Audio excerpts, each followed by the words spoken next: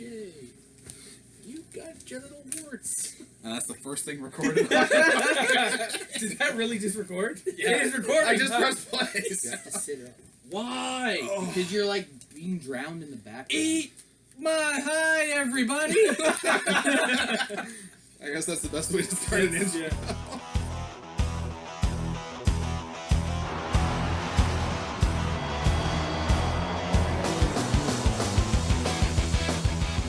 Welcome everyone to the best and worst of the WWE in the year 2017. My name is Adam, alongside AJ. VANDER, Jordan. and today we are going to be discussing, as I said, the best and worst in 2017. Now, normally we have broken these videos up in between best and worst, but because, you know, it's just easier to make it into one video, we're going to make it into one video. So, with that in mind, we're going to get into our first topic, which is the best WWE tag team. Now, again, this counts for WWE, NXT, 205 Live. They don't have a tag division, but I mean, you could say like Kendrick and Gallagher, but whatever. Drew Gulak. Or Drew Gulak. He's cool. I'm going to start first as my favorite tag team of the year. I'm going to have to say it's the USOS. The USOS, they put on like the best performance throughout the year, bar none, against any team that's put in front of them. They revamped their characters from doing just like the Samoan kind of over the top with the face paint and the warrior kind of look to it, to now just kind of Like like every other Samoan. pretty much wrestlers. to now being like these like street thugs that are just very like, you know, hard hitting smash mouth with their own unique promo style. That's why I'm getting into the USOS, and not to mention having one of the best Hell in a Cell matches in the last 10 years against the New Day at Hell in a Cell this year. I completely 100% agree with you. Okay. The Usos is course you definitely... Really? The Usos definitely have, you know, come a long way since their whole war paint, Samoan culture. You know, I definitely agree with you. I concur with the Usos.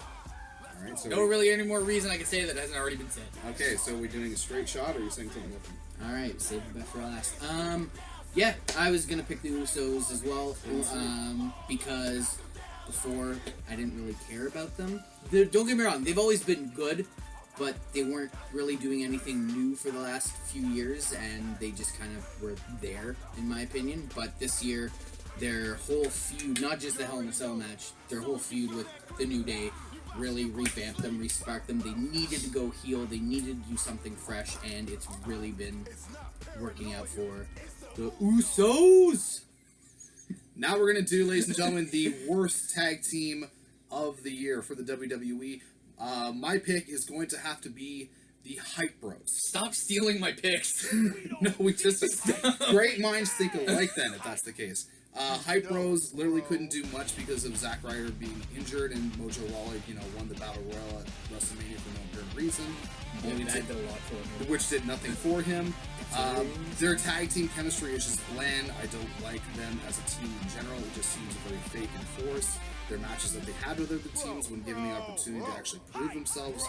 But regardless, my tag team, worst tag team of the year, is going to be Hype Bros. I'm going to go a different route here. I think Gable and Sheldon Gable and Benjamin, we should say, are the worst for me because I see just whiners. Every time they come out, they're whining. They're, you know, we need a shot. We need a shot. I mean, when Gable was with Jason Jordan, it was almost the same thing. I mean, yeah, they had it at one time, but they kind of lost it. So I would just say, and the fact that they changed Jason Jordan with another guy, I thought Gable was going to get his own kind of single streak. So I'm going to go with Gable and Benjamin. It's not just that. They took something that worked. They stopped doing it, and then they basically restarted it. They just replaced the black guy. Just with an. It's not racist. It's they just replaced. But here's the problem. I get what you're trying to say. So your pick is? Mine's still the Hype Bros, but I can understand where he's coming from. Is what I'm saying. You were just like you're just throwing more credit on his pick. But the fact is, Gable can still probably wrestle circles around Sheldon now. To me, it's off when I see them wrestle. And the whining. I'm gonna go with the Bludgeon Brothers. I know they're new; they've only been around for a while, but both guys, well, Luke Harper, great. They started him on a singles run. They were the Wyatt family for a long time. They finally split them, you know. Luke Harper was in a semi-upper main event. They were starting to push him. And then for like the third or fourth time, they pair him back up with Eric Rowan and Crush all his momentum. like, they didn't need a gimmick change. They didn't need to become something new. Granted, I do like their hammers, but I just don't like their outfits. I don't know. They look really stupid. Now, ladies and gentlemen, we're going to be moving on to the Rookie of the Year. Now, again, this wrestler, woman, tag team, whatever you want it to be, had to have debuted on WWE programming, which means either NXT, Raw, SmackDown, or 205 Live throughout the year of 2017. My pick is going to be someone that debuted from a certain tournament that happened overseas, and the man debuted, won the UK Championship, not that night, but later on in the night, and has proved to be a dominant force, a guy I love seeing in the ring. Clearly, he has the same pick as me.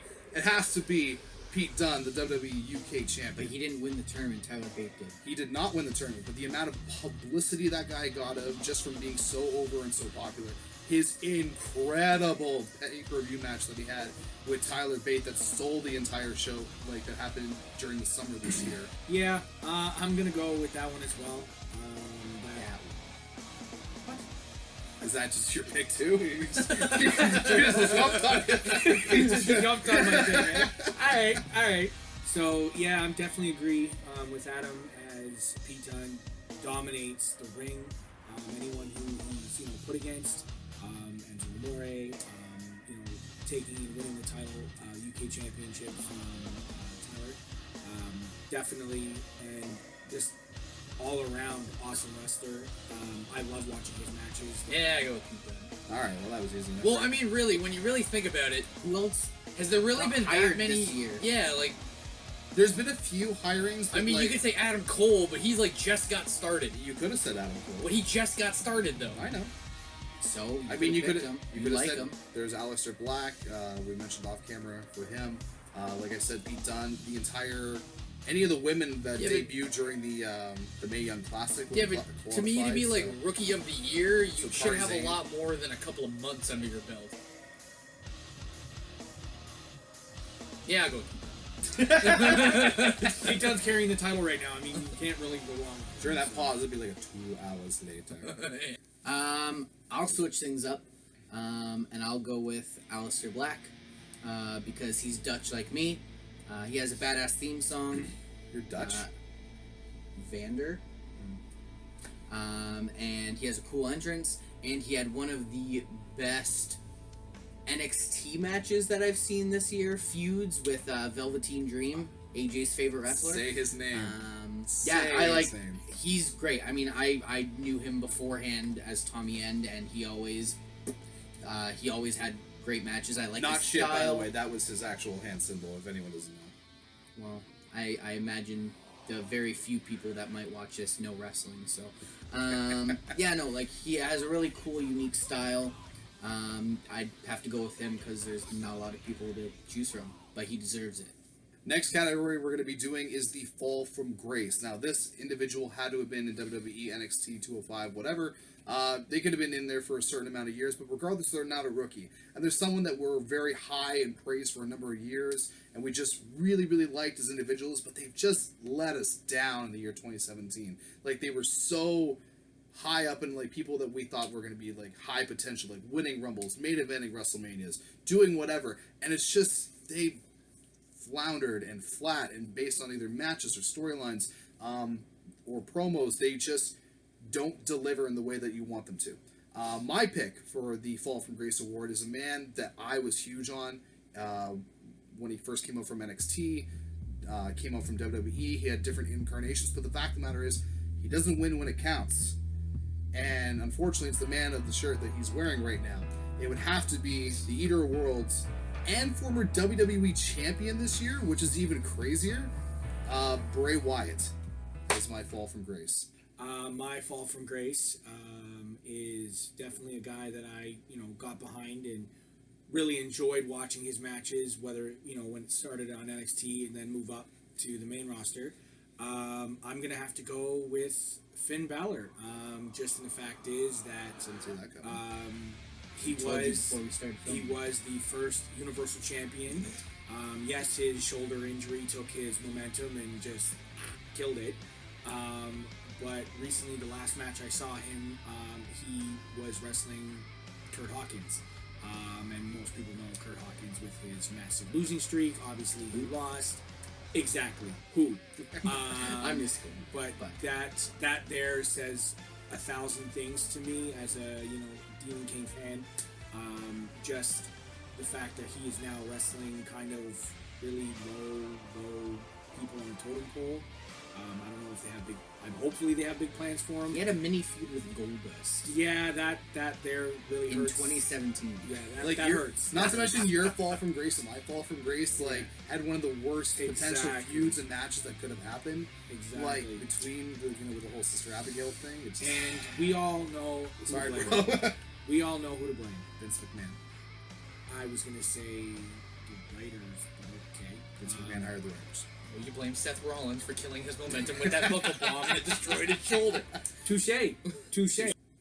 Mine's also this guy right here. Bray Wyatt has amassed quite an impressive collection of some of the worst feuds and matches in recent memory this year. Starting with the Randy Orton feud, which Had potential.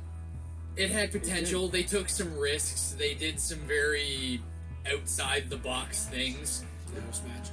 But they did the same thing with Taker too. That's the But in the end, what they did ended up falling with a big thud. Starting with the WrestleMania match with the bugs and the weird things that were appearing in the ring with the projector. That was kind of cool. The House of, what was it called? The House of Horrors match? yeah. Is that what it was called? That was terrible. Terrible. Which was supposed to be for the WWE title, and then last minute, because one of them got drafted, they needed a non-title match. The House of 6 days Horrors. before. The House Fuck of Bray Wyatt, apparently. The House of Horrors could have been like his new signature match. That could have had the potential to be like the Boiler Room Brawl for Bray Wyatt. But weird camera editing, weird special effects that weren't needed. The fridge. The fridge was fine, but like music and weird camera effects that clearly show us that it's not live. It's not needed. To make something more real, you don't need special effects in it. No more music in matches. No more. So I hated what they did with Kane, like in the later years. He'd cut a promo and the lights would come on and eerie music would come on. And then you move on to the Finn Balor feud, where Finn Balor won every match, and for some reason he kept coming back for more. Like, And then he got mauled. just give up, and it says a lot that we're happy that an illness prevented us having to see Bray Wyatt wrestle and drag, which then preceded us to get a much better match with AJ Styles versus Finn Balor. So there needs to be a change. Something needs to be done with him. Like, I'm getting to the point now where I just don't pay attention when he's doing promos. Which is sad because like if the underlying message of his promos are good, it's just like It's the same. it takes 3 minutes to get there now, and it's just what was once a great novelty with his promos is now turned into a hindrance. The shine is starting to come off the new car. Shine. It's starting to. Well, the shine has come Okay, off. can I go now? Yes, you can go now. I'm gonna go with a female. I'm going to pick the boss, Sasha Banks. Someone who had so much potential, so much drive, so much of a push, and back and forth, awesome feud with Charlotte last year, was it? And just basically hasn't done anything worthwhile this year. Like, she's still a good performer, but she just hasn't done anything that matters this year. Back to the line. Yeah, she's gone, and especially now with like Asuka in the roster, it's very apparent that they're going to keep feeding local talent to her and to build up those big matches with the likes of Sasha Banks and Nia Jax, who she's already beaten, and this is obviously all going to lead to Asuka and Alexa Bliss. But yeah, it just Sasha's just kind of in the middle, floundering and not doing anything. And she's great. She deserves to be at the top. But it makes more sense to have Asuka take out Alexa to have that moment. And who knows? Maybe Asuka will beat Sasha to get there. Maybe they won't fight until Asuka wins the title and then Sasha gets her chance. Yeah. Who knows? Moving on, ladies and gentlemen, to now the best female of the year. This woman has dominated in every single category, whether it being on the mic, in the ring, or just the aura that they present to themselves when they come out to ring. Honorable mention has to go to Alexa Bliss, who I would have normally would have put in this category. If this was strictly just WWE, like just Raw, SmackDown, I would have chose Alexa Bliss. However, my pick is simple because nobody is ready for Asuka. Asuka dominated NXT, amazing matches. Her promos are subtle, but they're great, and you listen. And she has that aura and finesse about how she speaks and how she comes to the ring. Her matches throughout NXT and in WWE have been hard-hitting. Granted, rough start with Emma, but they're finally getting her now on the right track, hopefully. And I predict early that she is going to win the Women's Royal Rumble. It would be stupid for her to lose, and it would be dumb to wreck the win streak based on her being eliminated in this Rumble. One second. Do you think a Royal Rumble counts as a loss? I do. A one-on-one loss? I count it as a Then loss. Rusev was never undefeated. I'm counting it as a loss. If you don't win the match, then you're a loser. It comes straight. If you're not first, you're last. If you're not first, yeah. The Rumble is if you're not first or last. Regardless if you're the last one eliminated. I don't know. So I guess it would be hard to say, like, the Royal Rumble kind of doesn't have... It has a winner, but I don't know if you could really ever say the Royal Rumble has a definitive loser.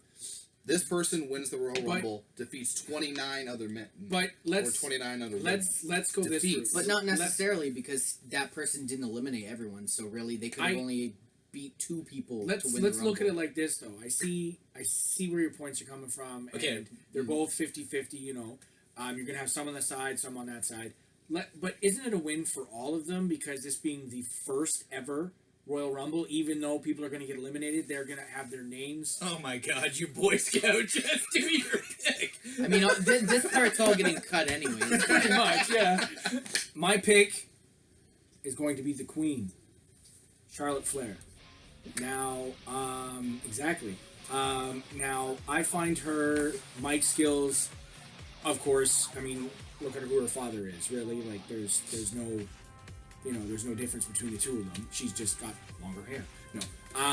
I'm just saying that she, you know, isn't called the Queen for nothing. You know, her matches are great. Her skills in the ring, her skills on the mic. I mean, she's held all 4 championships.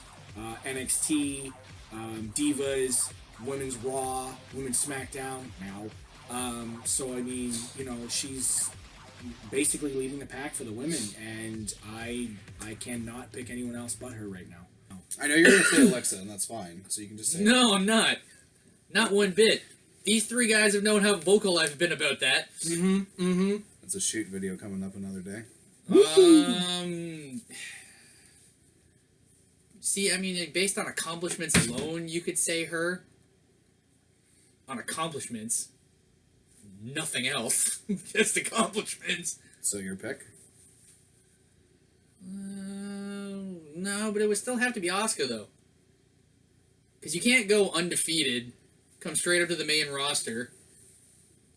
Yeah, you know what? It's Asuka. It's definitely Asuka. Maintaining that undefeated Maintaining an undefeated, because that normally doesn't happen when you come to the main roster. I know I'm going to get a lot of flack for this, and it's the unpopular choice. And it may be AJ's ex-future wife, and it may be the woman that Jordan thinks sucks a lot of dick to get where she's been.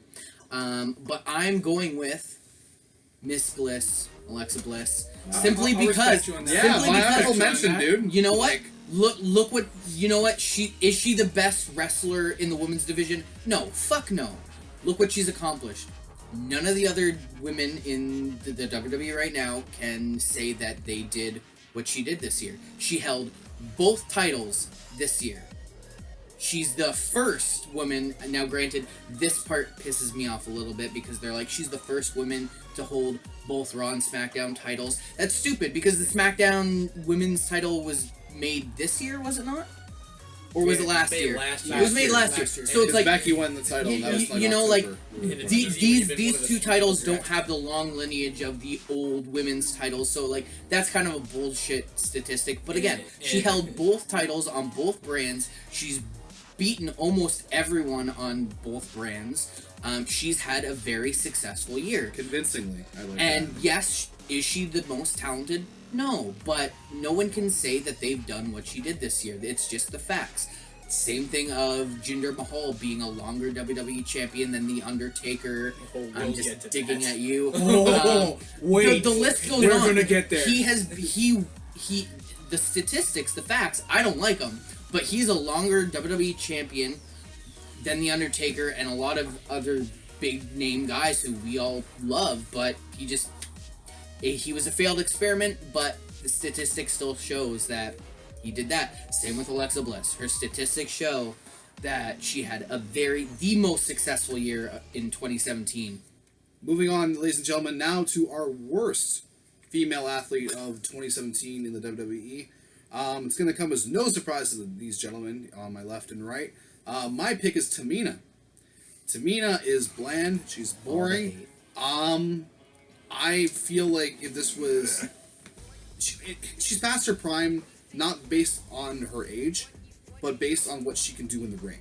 Because of the... She has a bum knee. She's got 2 bum knees. And it's just... To be able to keep up, especially with the women nowadays, like, she plays that bodyguard role well. Not saying she doesn't, but it's the same role she's been doing for the last, like, 3-4 years. To be fair, though, I think this is the most active she's ever been in her career I agree. since she debuted. And I'm not disputing that, too. But also when you have someone who is supposed to be, like, you know, this dominant... What the hell are you doing? Readjusting. Here we go. When you got someone that's this dominant force, like, on the opposite show, like Nia Jax, who's this big, strong, you know, Samoan lineage woman, and then you go to the other side, and you got this big, strong, like... Are they related? They're not related. Okay. Because one's Snuka's daughter, the other one's, you know, The Rock's niece. Snuka could be related to them, too. I don't know. The Samoan... The It's tree confusing. sucks. Regardless. The big ass tree. Regardless of, you know, other reasons, it's just... When you have elite women, and then you have Tamina does not categorize, in my opinion, as an elite woman in the WWE. That's why my pick is Tamina. He's gonna hate me in a second. My choice for worst female is Alicia Fox. I don't see it. It's, to me, I mean, the longest time she basically came in, and you know, for a while there, she just was getting leveled by people left, right, and center. It was kind of like a filler, like she had filler matches, you know, just so we weren't getting too, you know, stale or bored. But I do agree with the fact is that she has started to come around a little bit. I mean, yes, they had to go and play the crazy like a Fox card kind of thing. Hey, she finally got a shirt. She did get a shirt. She got a shirt. After, Which like, I'm very happy 7 for. years of being in the company. I think it was 7. WWEshop.com. Plug. Shameless. Give us money. My thing is, my thing is yes, it's taken her so long, and I do. Her being the captain for the Survivor Series team, it was good. It was a smart idea. You know, everything about it right now is I'm starting to see the ball rolling and the momentum building. I just hope they don't hit her with a brick wall and she loses everything again, because if she does get a little bit better in, you know, I guess her gimmick, her shtick, or whatever, crazy like Fox, we could see big things from her in 2018, and I'm hoping for. Don't believe everything he says. Sorry, AJ. Becky Lynch. Ooh, shots fired. She's not been around because she is shooting a movie. That was only like that's the last 3 weeks out of the last 12 months. Whatever. I can't think of one thing of note that she accomplished or did at all in the last 12 months. Damn. She either needs to change shows or to change something. because it's not working anymore. She doesn't win when it counts. She's basically been the same since she came to the roster. Everybody else is, I mean, Charlotte at least went heel. I mean, Sasha's up and down. Sasha's up and down. She's on her way. She's on her way. Bayley got a losing streak. Woo! Yeah, if it wasn't Becky, it'd be Bayley. But Bayley at least has won some significant matches this year. She has. She has. She was in one of the worst ones, but we'll negate that. Yeah.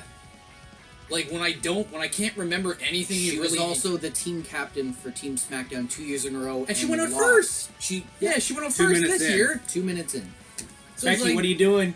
When I can't think of anything you've done of note in the last 12 months, there's a problem. And I don't even think it was Asuka who eliminated her. No. Wasn't it Alicia Fox? Yeah. Yeah. Or someone. There you go.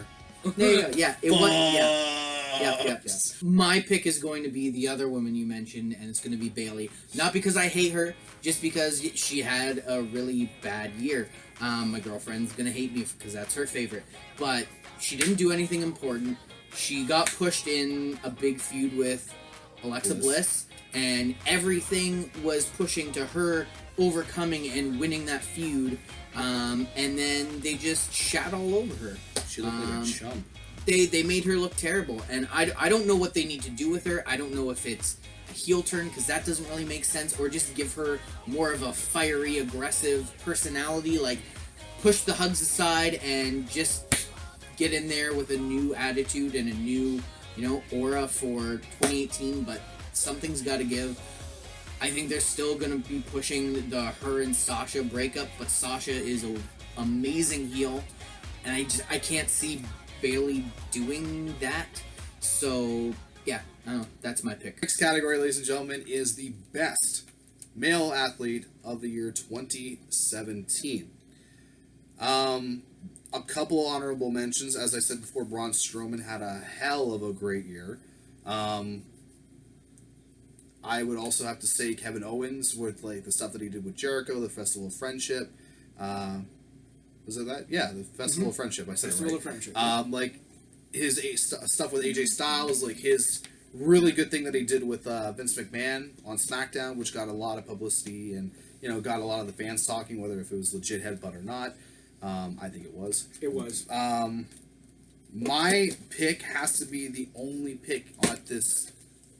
My pick has to be the only pick on this couch, and it has to be the phenomenal one, AJ Styles. AJ Styles from his Royal Rumble match against John Cena was incredible. Him making Shane McMahon look like $1 million at WrestleMania was great. His feud with Owens throughout the summer was great. Him making Jinder Mahal look like $1 billion was great.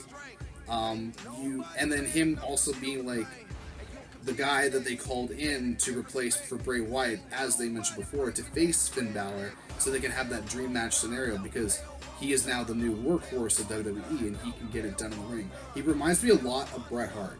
He doesn't have to talk that much. He gets what he needs to do in the ring done. He looks legit doing it, and he's a legit babyface that everyone can get behind. So, with that reason, we talked about it last year before, it was never filmed, that we all said AJ Styles, but when the man is so #phenomenal that he is good enough to be Wrestler of the Year 2 years in a row, there's just no one else but AJ Styles as the best male WWE superstar of the year. I already know who AJ is going to say. His name's AJ. Literally, we're biased. Biased man here. I may be biased, but literally took the words right out of my mouth. And the fact is, he just is phenomenal. As corny as that sound, he's phenomenal. He's the face that runs the place. He's the champ that runs the camp. Basically, he is what he says he is. He goes out, gets it done, makes people look amazing, and just his ring work alone is awesome. And the fact that he's the WWE champ can't hurt either. So, of course, going with the untouchable one, phenomenal one, AJ Styles. My number one would probably be AJ. If I had... friend, I knew it! You got it on camera, folks! My number one would definitely probably be AJ for all the reasons that have already been stated. I had to pick some honorable mentions. Samoa Joe would be one. Yeah. Good year. Yeah, great year. Strowman obviously being number one. Yeah, Kevin Owens. If I had to pick like 4 honorable mentions, the last one, Jesus. Well, no, it'd be Styles, but like it'd be Styles, but guys that were like really close would be your Strowmans, your Braun, yeah, your Strowmans, your Kevin Owenses, Owenses. Yeah, I'm making up words now. I'd even say Brock Lesnar had a hell of a year. We've seen him more this year than most. So And Samoa Joe. Alright. But definitely AJ leaps and bounds over everybody else. So I'm gonna change things up. I really think this guy deserves it. I don't care what any of these guys say. If you say Bray Wyatt, I swear to God, I will punch you in the face. hey guys, remember when Bray Wyatt was the champion? I do. Fuck you, AJ. Yeah, I'm picking AJ Styles too. I just want to. Yeah. What a He would have dink. been like, Woken Matt Hardy is the best wrestler. Yes. Yeah, no, AJ Styles. For all the reasons they said. And I really wanted to pick Braun. But AJ takes it. And I think it was mostly because I was disappointed with what they did with him with Brock. If he would have won that match, even if he lost it back to Brock or didn't lose it after 1 F5, I would have given the pick to Braun. But yeah, AJ Styles just had a hell of a year, 2 years in a row. Now we move on to our final category, which is the worst male athlete of the WWE. Can I start? You may not until I finish. Everyone wants I to think jump this the is gun. going to be unanimous. I don't know if it's going to be unanimous, actually. It should be Well, on unanimous. the count of three, can we all say who we think it is? Oh, hold on. Please, on the count of three. Let me finish my intro. Fuck, everyone just wants to jump in. Fuck it. All right. Ready? 1, 2, 3. Jinder Mahal! Jinder Mahal, if given the right opportunity to grow before getting the WWE Championship, would have been better and would not have been clearly a unanimous decision.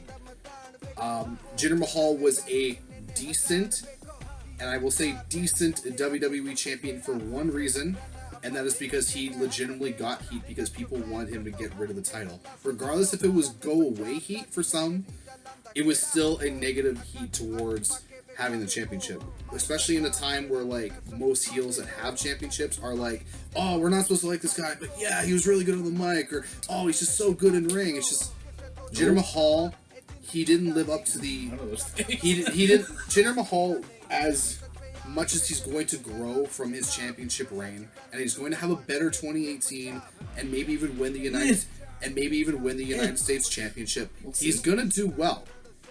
But the fact is, he was not groomed properly for the championship. He was not prepared for the title. He was not prepared for the prestige that the WWE Championship gives. Especially in this era now. When you're supposed to be WWE Champion, you're going to have high-level matches. High-level, like, character development. High-level promos. Especially in 2017. Thank you, I realize. The fact of the matter is, Jinder Mahal couldn't do it. Okay, stop taking all our reasons, Adam. He's still a longer WWE champion than The Undertaker. That's fine, and that's fine. It really is. I'm picking Jinder Mahal alongside all those reasons he just stated. Just because as a guy who is the WWE champ, I don't see he needs interference from the Singh brothers.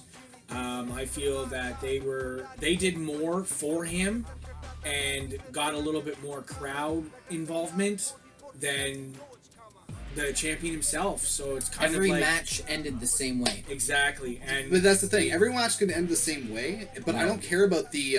no, but they can if it's done well enough. But it wasn't.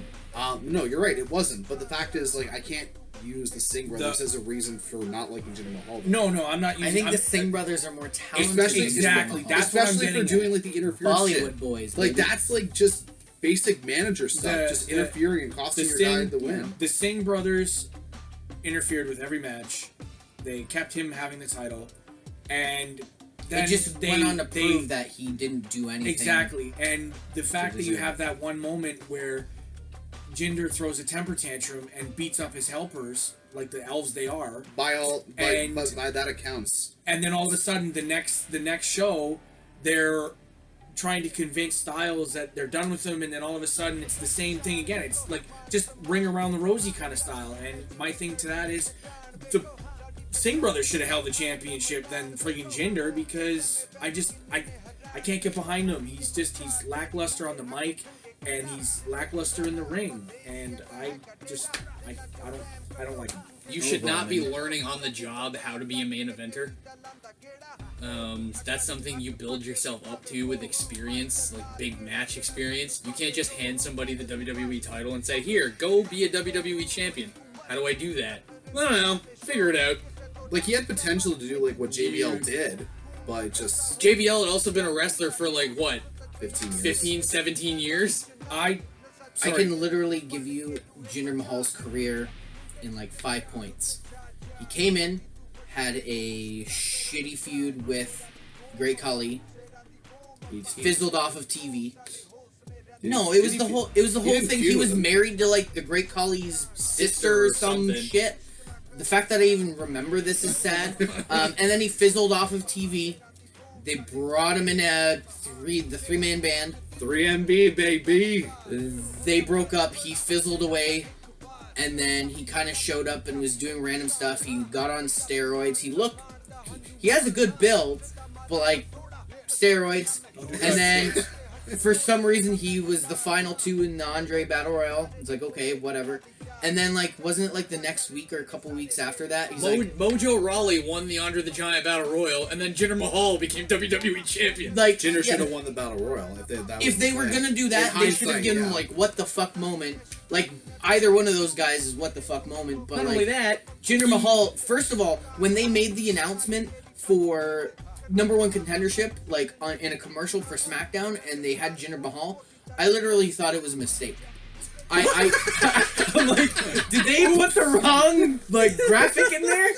I'm like, okay, because like he didn't do anything to even deserve to be in that match, and then he fucking wins. I'm like, okay, so now he's going against Randy Orton, random TV program, and then he fucking wins the title. I'm like, what's happening? India, like, and that's the thing.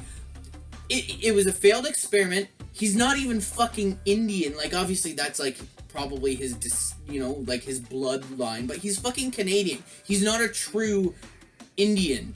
He's not from India. Yokozuna wasn't true Japanese. No, he was another fucking Samoan. God damn it. But like he got booed in India because they all know he's not really from India. He was a failure through and through. He can't talk on the mic. He can't wrestle. Yeah, he's on steroids. He looks like a jack motherfucker. But fuck him. A lot of editing. Saved us from that Brock Lesnar Jinder Mahal match they were threatening us with. In hindsight, imagine if that went 20. In hindsight, it was the best decision because AJ Styles and Brock Lesnar was actually a really good match. It was the match of the night. But when they announced it, the only reason why I wasn't 100% pissed off was because we would get to see Jinder Mahal get his ass handed to him. Like, he wouldn't have gotten any offense. It would have just been Suplex City over and over and over for like... That would have been terrible. But I don't care because he would have gotten his ass kicked and it would have made me happy. It would have made SmackDown the title look so bad. I don't care. How much more could you have really done to it to make it look They already worse? made SmackDown look like shit because we had to put up with that for 6 fucking months. Well, that would have been the nail of the coffin. This is the thing. It was 6 months? You go to your... something like that. And then you go to your home... You go to your home country, albeit not his real home country. But you go to... There were 2 shows in India. They had to cancel one because ticket sales were so low. The second... He goes out in the main event, gets booed by his own people against Triple H, the biggest heel in the universe. Triple H. And then gets beat by Triple H in the main event of India. So what was all this for? Not a goddamn thing. Not a goddamn thing. No, I'll tell you what it was. So he could make our list of the worst of 2017. And that will wrap up our video, ladies and gentlemen. Thank you very much for watching this video. Don't forget to like, subscribe, and leave a comment for your picks, best and worst in the categories we said. Or if you want to make up your own, go right ahead. For AJ, for Josh, for Jordan, my name's Adam. Thank you very much. Signing off. And fuck Jinder Mahal. Too sweet! Woo-woo.